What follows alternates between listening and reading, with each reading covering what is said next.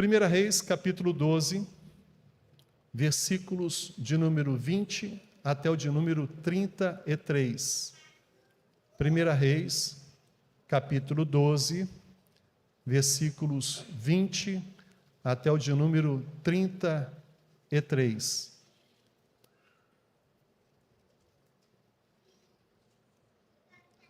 Primeira Reis 12, versículos 20 até o de número 33. Diz assim a palavra do Senhor: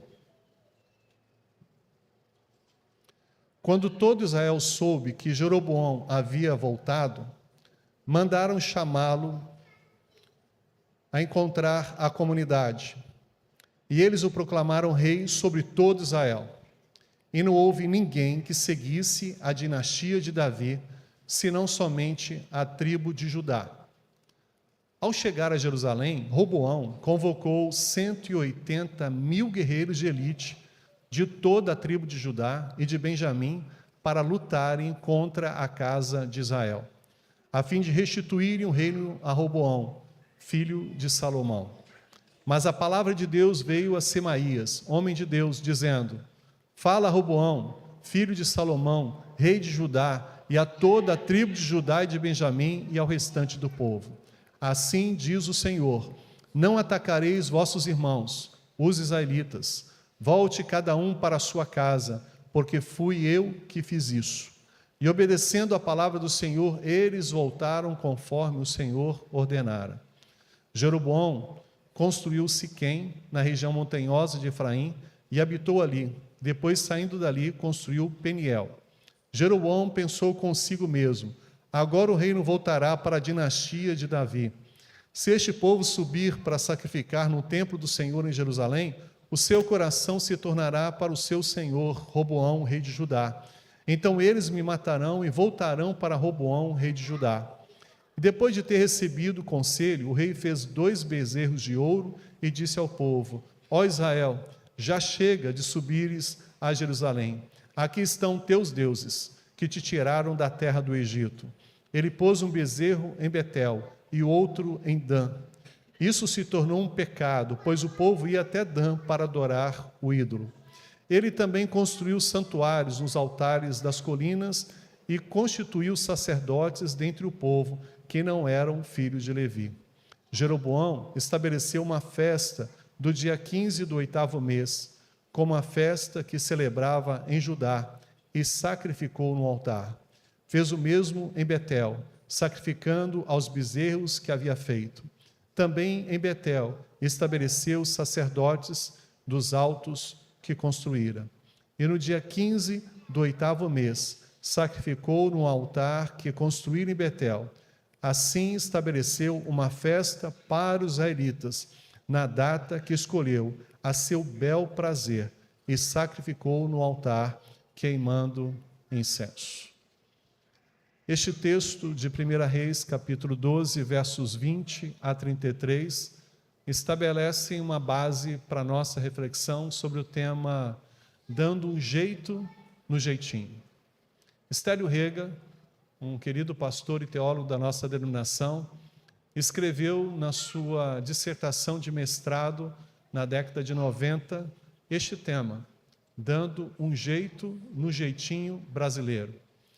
E ele faz uma análise sociológica sobre o jeitinho brasileiro. E nessa análise que ele faz, ele compara com os jeitinhos de outras nações, de outros países. E a sua percepção é que, da mesma forma que temos aqui no Brasil esse jeitinho nosso, existem outras nações que também possuem essa tendência de constituírem os seus jeitinhos, os seus formatos, as suas resoluções em situações adversas. E é muito interessante percebermos que nessa análise sociológica dele, ele constitui esse processo como uma deformação da integridade social. Ele faz também uma análise importante sobre a constituição do ser humano e as suas relações interpessoais. E ele consegue estabelecer um direcionamento que põe em dúvida algumas palavras, decisões que a sociedade às vezes estabelece, e a convicção de que às vezes as coisas são levadas de uma forma meio que informal e às vezes barganhada para poder se promover o que se espera ou se deseja. E por último, na sua proposta, ele diz que o homem, ele tenta estabelecer por seus desejos o máximo para que assim aquilo que ele deseja, a sua vontade, prevaleça nas suas relações, nas suas decisões e no seu formato interpessoal. Bom, entendendo um pouco desse jeitinho brasileiro, que damos esse jeitinho para ser beneficiado, para que a nossa vontade aconteça, e não só nós brasileiros, mas outros tantos países e outras tantas nacionalidades também assim o fazem, nós conseguimos compor então uma leitura. Esse jeitinho não é brasileiro, esse jeitinho não é de alguns países, esse jeitinho é do ser humano. E ao longo da história da própria humanidade, nós vemos explicitamente esses jeitinhos. O formato das pessoas barganharem, o formato das pessoas mostrarem o seu egoísmo, a sua soberba, a sua altivez, o seu orgulho, o formato das pessoas de poderem prevalecer o que pensam e de alcançar o seu fim independentemente do meio. Aí nós encontramos a ética relativista, que estabelece fundamentos para o objetivo fim. Então, não importa o que você faz agora, importa o que você vai alcançar como resultado. E, às vezes, nessa ética relativista, a mentira, ela é embasada como um processo de meio para se atingir um objetivo. Então, nesse contexto, essa ética relativista estabelece uma verdade relativa e nós temos dificuldade em entender isso pela ética cristã e pelo valor de Deus proposto sobre nós. Nós encontramos na sucessão do reinado de Davi, o seu filho, que assume. E Salomão faz um trabalho de sequência de tudo que o seu pai fez. Não há nada novo a não ser a imponente forma de governar pela sabedoria de Salomão. Mas após Salomão, nós encontramos Roboão e encontramos Jeroboão. Encontramos Roboão sendo constituído rei da tribo de Judá, e encontramos Jeroboão das tribos do norte. Eles estavam querendo a mesma coisa, o domínio, a totalidade de todas as tribos de Israel, ou seja, de toda a região geográfica, de todos os povos ali consolidados naquela terra, naquela nação. Um deles estabelece de forma independente o seu governo. Ele toma posse, ele se estabelece como rei. E o outro é consagrado rei pelo próprio profeta e a designação de desejo do povo. E diante disso começa a haver uma divisão daquilo que está proposto na tribo do norte e da tribo do sul. Da relação dessa unificação que antes era comum desde Saul, Davi e Salomão, agora já não mais, e de forma distinta, a partir desse momento, nunca mais se restabelece as tribos do norte e as tribos do sul.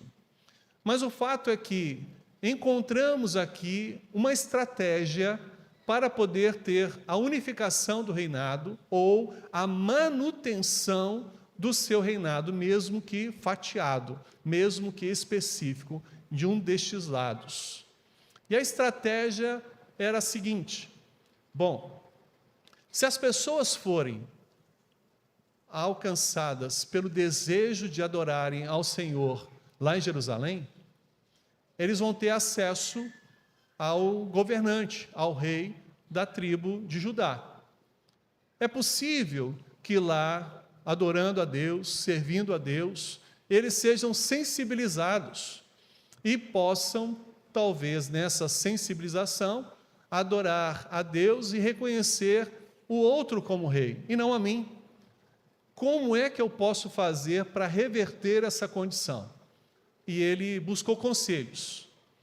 E nos conselhos recebidos e na direção do seu próprio coração, ele diz: vou estabelecer um formato de culto aqui na região.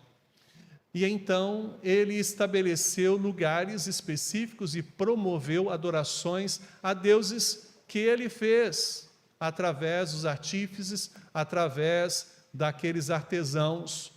E nós vemos bezerro de ouro sendo estabelecido como um formato que distinguisse, da mesma forma que o povo saiu da terra do Egito submisso a Deus e tinham a Páscoa como a principal festa dos judeus, nós encontramos o rei da tribo ou das tribos do norte dizendo: vamos levá-los a pensar que o bezerro seja a referência do nosso Deus e que eles tenham sido responsáveis pela saída do Egito. Então, ao invés de nós subirmos e participarmos da Páscoa, onde o nosso povo aqui poderia ser convencido e poderia sensivelmente se submeter ao rei de lá, eu vou outorgar que eles não precisam mais subir e vamos estabelecer cidade de adoração,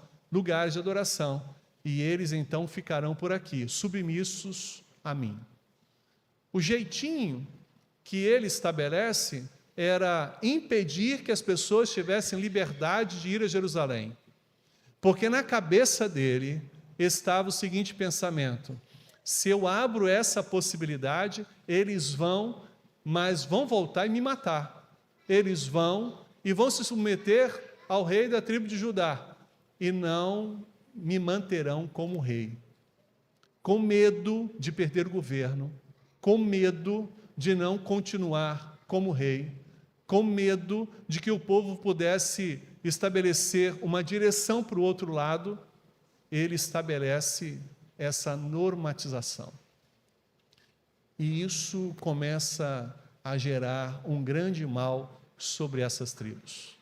E o texto fala que ele estabelece a seu bel prazer uma data para poder comemorar, entre aspas, esta Páscoa. Ele estabelece ao seu bel prazer escolhas de pessoas que não eram da família de Levi, da descendência de Levi, para serem sacerdotes. Ele, a seu bel prazer, começa a estabelecer o alinhamento da adoração a estes bezerros, a estes deuses, que não ao Deus de Israel. E a grande questão é que nós percebemos que esta expressão, ao bel prazer, está exatamente dando conta de que o que ele estava promovendo era uma forma de se defender no governo, era uma forma de se defender como rei, era uma forma de se defender como líder daquela nação. E por isso, ele estava tentando dar um jeito, no jeitinho, no formato daquele povo ser o que estava sendo. É claro que Deus não permitia algumas coisas, mas o texto fala que Deus permitiu que isso acontecesse, para poder até mesmo mostrar aos próprios do seu povo, ou das tribos deste povo, o que eles viviam e as consequências disso. Podemos ver logo à frente, quando a tribo do norte, ela é sitiada, ela é levada cativa, e ela nunca mais consegue ser restabelecida. E ao seu tempo na frente, a tribo ou as tribos do sul, que também são deportados, mas são alcançados em seu retorno, voltando do exílio e recompondo com graciosidade e bênção de Deus aquilo que nós conseguimos entender como nação de Israel até os nossos dias. Mas é fato que a gente precisa entender que no coração dos reis, que deveriam ter a visão muito clara das suas funções, eles eram representantes de Deus aos homens, o seu governo representava a visão e a direção de Deus para o seu povo, que eles estavam ali e precisavam se compor como total dependentes do Senhor. em que tudo o que viessem a fazer poderia trazer opressão ao povo, ou livramento ao povo, bênção ao povo, ou maldição, eles estavam desatentos a essa função. Porque o objetivo, no primeiro momento, era apenas ter a visão da liderança, de ter, talvez, a graciosidade, a pompa de ser uma majestade, um soberano, um monarca entre os que estavam ali do seu povo, de serem reconhecidos, serem reverenciados. O coração não estava em ser um instrumento de Deus, um representante de Deus, mas estava sim de poder ser reconhecido pelas pessoas. E isso alimentaria o seu desejo de coração, pela sua vaidade, pela sua altivez.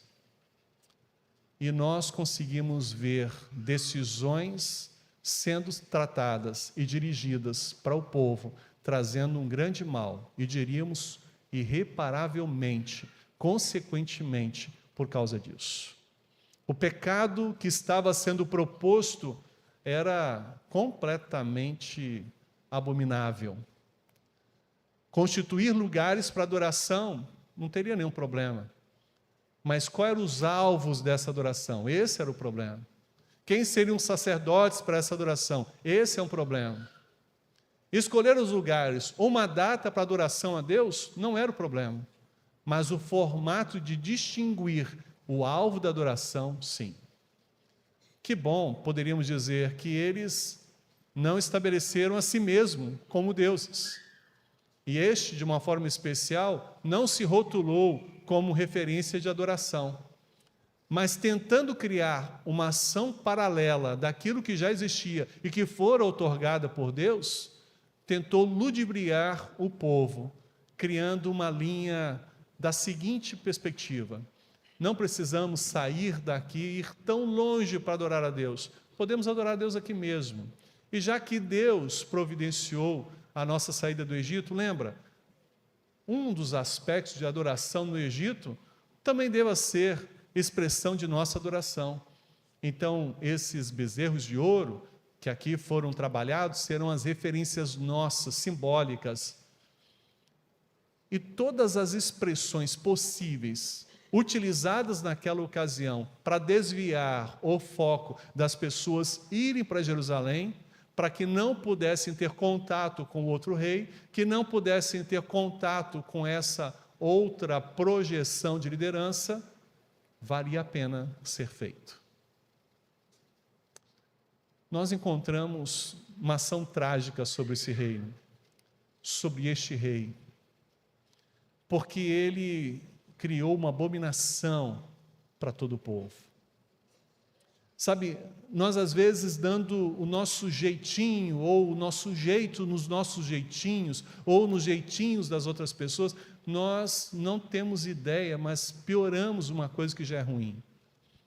Porque se pegarmos a análise sociológica de Estélio Rega, o jeitinho já é uma coisa ruim, e dar um jeitinho só piora. Mas nós não pensamos nisso. Eu me lembro que na década de 80, uma pessoa convertida já há tempo, ele foi apanhado numa blitz, na saída do município de Colatina, perto a um distrito chamado Baunilha. Então, exatamente naquele lugar, uma blitz, e ele é parado. Ele não tinha habilitação e ele não estava com o documento da moto. E então o guarda disse: olha, eu vou ter que apreender a sua moto e você não vai poder continuar. Ele disse: poxa, mas eu estou a trabalho, moço, eu preciso dessa moto, eu preciso fazer algumas coisas no dia, não seria possível se eu deixar, não tem um jeitinho aí que a gente possa negociar isso? E ele pegou lá um valor e colocou na mão desse guarda. O guarda aceitou, disse: ó, então você passa direto aqui, faz de conta que eu nem te vi. E ele, mais do que depressa, pegou a moto e sequenciou. Ele estava tentando dar vazão ao seu dia, trabalhar. Ele estava tentando dar vazão ao seu dia, juntar os recursos no final do mês, sustentar a sua família. Ele estava tentando dar o seu jeitinho de, naquele dia, cumprir o que ele tinha estabelecido para o seu patrão, para a sua empresa, de visitar aqueles lugares, de poder estar com aqueles clientes. Ele queria ser sincero na sua promessa. E ele, então, no seu limite, deu um jeitinho para poder continuar atingindo as suas metas, para poder continuar fazendo o que precisava. Só que um jeitinho errado. E logo na frente, mais ou menos 1,5 km, já passado Baunilha, ele para a moto e o seu coração diz: está errado o que você fez. Você não pode fazer isso. Não se pode fazer uma coisa dessa. Volta lá e entrega a moto. Volta lá e reconhece o seu erro. Volta lá e refaz o que você fez. E ele, na mesma hora, voltou, e o mesmo guarda estava lá, ele parou, e o guarda falou: moço, vai embora, não complica a minha vida. Por que você parou aqui? Eu nem parei você. Ele disse: não, eu estava errado, e eu quero que você aprenda a moto. Ele: não vou aprender, vai embora, meu supervisor está chegando ali, vai embora, vai me complicar. Ele disse: não, vou ficar aqui, você vai aprender a moto. E pegou mais uma outra nota de dinheiro, deu na mão dele: por favor. E o guarda então pegou e disse: tudo bem, pode deixar a moto aí. A moto foi apreendida. E ele foi andando a pé até um lugar para pegar um ônibus, feliz da vida. No dia seguinte, havia um grupo de homens e ele compartilha o seu testemunho, dizendo: ontem Deus incomodou o meu coração de uma coisa muito errada que eu fiz. E eu voltei lá e eu falei para o guarda não quis, mas mesmo assim eu dei um dinheiro de novo para ele e ele prendeu a moto, mas eu voltei feliz. E eu me lembro que a nossa cara, do grupo que estava ali, era assim: como assim? Que negócio é esse? O segundo processo foi pior do que o primeiro. Como é que se resolve um problema criando outro problema?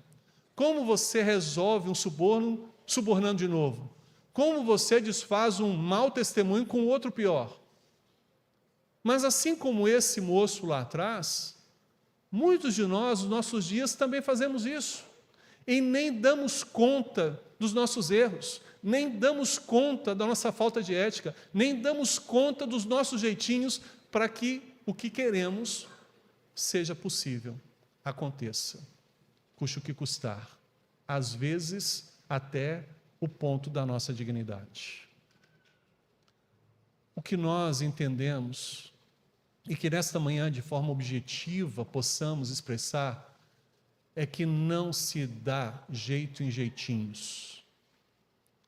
Ou assumimos e pagamos o preço do que vivemos, ou temos situações mais complicadas como resultado da nossa falta de atenção e submissão a Deus.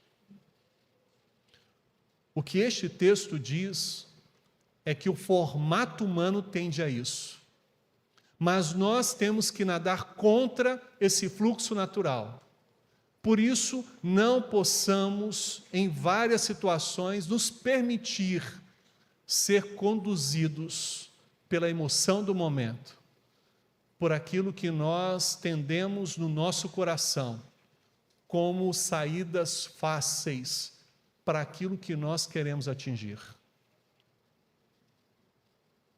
Não aceite os jeitinhos, não permita os jeitinhos, não se submeta a jeitinhos, porque tudo que corrompe o padrão ético, tudo aquilo que corrompe o padrão moral, se torna abominável para o nosso Deus. E envolve um alinhamento de mau testemunho, como se Deus não estivesse em nós, um domínio da nossa vida e da nossa história. E vamos achando isso tão natural, que as coisas vão se tornando cada vez mais estendidas dentro de nós, dominadas e dominadoras dentro de nós, que nós não somos capazes de reatribuir o valor e a designação da nossa fé diante de Deus.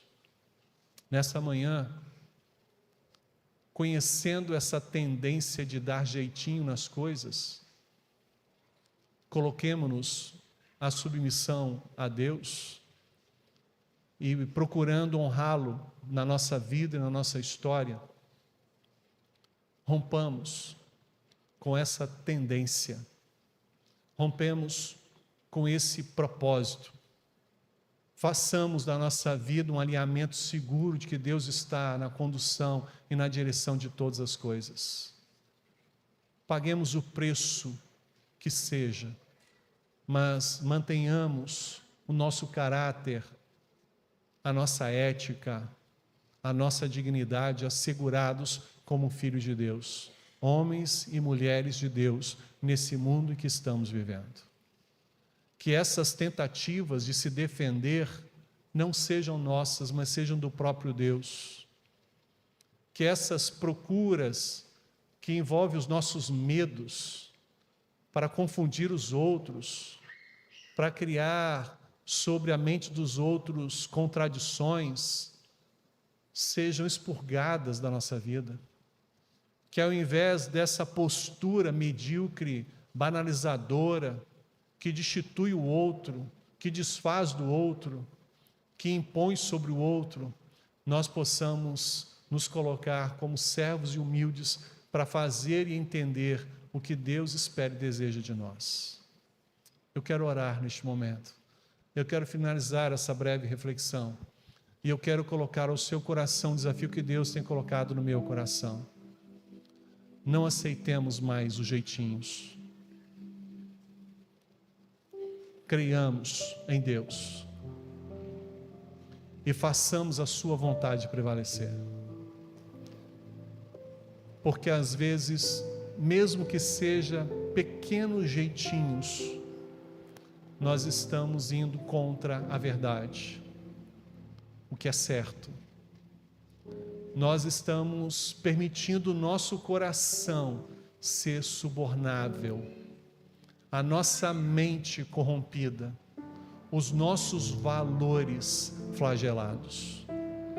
Nesta manhã, a você que aqui está e a você que vai em algum momento ter acesso a essa palavra, a minha oração é que você tenha uma ética de Deus, que você tenha uma visão e uma postura de Deus, e que os jeitinhos não sejam mais tendências aplicáveis da sua vida em qualquer situação que você viva.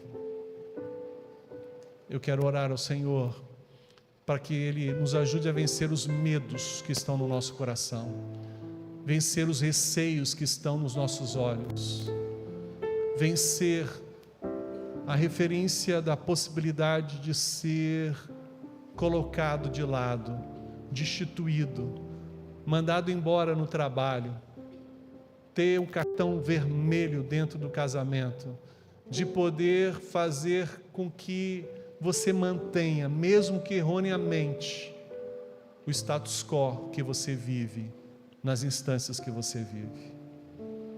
Que nesta manhã Deus nos ajude a assegurar a verdade, a mostrar as nossas limitações, reconhecê-las e em nome de Jesus tratá-las, curá-las, para ser e viver o que Deus espera e não o que você deseja para si mesmo, o que você espera para si mesmo. Manter a alto custo essa referência sua não é justo para você e para aqueles que estão à sua volta. Mas a partir do momento que você fizer o que Deus deseja e seguir como Deus espera, não mais ao seu bel prazer, não mais dando um jeito no jeitinho, mas sendo totalmente fiel ao que Deus espera, nós todos alcançaremos as maravilhas transbordantes do poder de Deus na nossa história. Vamos orar? Senhor, essa parte da história da monarquia de Israel trata o nosso formato atual de vida. Revela como estamos sujeitos a pensamentos completamente discrepantes do que o Senhor tem para nós. Queremos nos manter nas nossas posições, com os nossos erros sendo agravados. Queremos, ó Deus, continuar vivendo, entre aspas, os nossos propósitos e sonhos, fecha aspas, do jeito que a gente bem quiser.